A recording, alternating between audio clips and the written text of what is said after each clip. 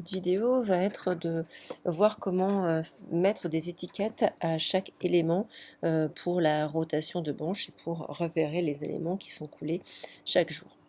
Alors, d'abord, on avait pour l'instant deux éléments, celui-ci qui était coulé le jour 1 et celui-ci qui était coulé le jour 2.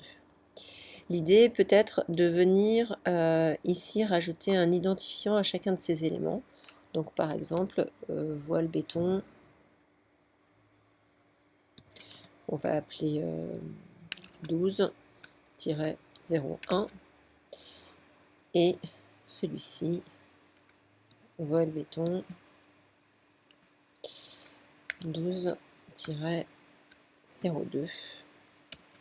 Ça permettra de les identifier.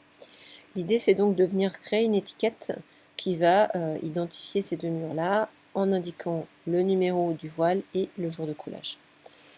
Alors, pour cela, on va venir, dans un premier temps, créer l'étiquette. On va donc dans Fichier, Nouveau, et cette étiquette est une famille, donc on va cliquer sur Famille. Alors, pour l'instant, on va dans la notation et on voit qu'on n'a pas d'étiquette spécifique pour les éléments. Donc on va prendre une étiquette générique métrique. Sur cette étiquette, pour l'instant, il n'y a que deux lignes de repère qui permettent de positionner les éléments. Et la première chose que nous allons faire, c'est que nous allons aller ici dans les catégories et paramètres de famille, de façon à indiquer qu'il s'agit d'une étiquette qui va s'appliquer sur les éléments. Étiquette d'éléments. On peut également, éventuellement, marquer rotation avec le composant, ce qui permettra d'aligner l'étiquette avec le composant, avec l'élément en particulier. Ensuite, tout simplement, une fois qu'on a fait ça, on va venir créer un libellé.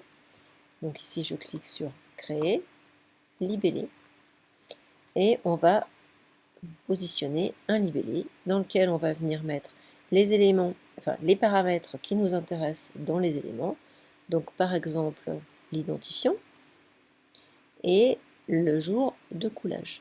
Alors, le jour de coulage, il n'apparaît pas à l'intérieur. Il faut aller le sélectionner directement ici, jour de coulage. Voilà, et je peux venir le rajouter. Donc dans l'identifiant, donc c'est le numéro de notre voile, on peut lui rajouter un préfixe si on le souhaite, et le jour de coulage qui est indiqué en dessous, donc ça sera marqué jour 1 et jour 2. Couper, c'est pour être sûr de revenir à la ligne entre ces deux éléments-là. Alors, on va venir maintenant déplacer de façon à centrer cet élément ici. Voilà. On peut supprimer la remarque qui était positionnée par défaut. Et maintenant, tout simplement, on va venir charger cet élément. Alors, on va d'abord l'enregistrer. Donc, on va faire un fichier, enregistrer sous famille. Je vais venir le mettre là, je vais me créer un répertoire famille. L'idée, c'est que ce répertoire soit accessible de tous ceux qui travaillent là-dedans. Et on va nommer cette famille, famille étiquette de voile. Voilà. Je la charge donc dans le projet. Donc maintenant qu'elle est chargée dans le projet, eh bien, je peux voir qu'elle est chargée en allant ici dans l'ensemble des familles. Donc symbole notation. Et là, j'ai famille étiquette de voile qui apparaît ici. Quand je me mets sur ma vue en plan,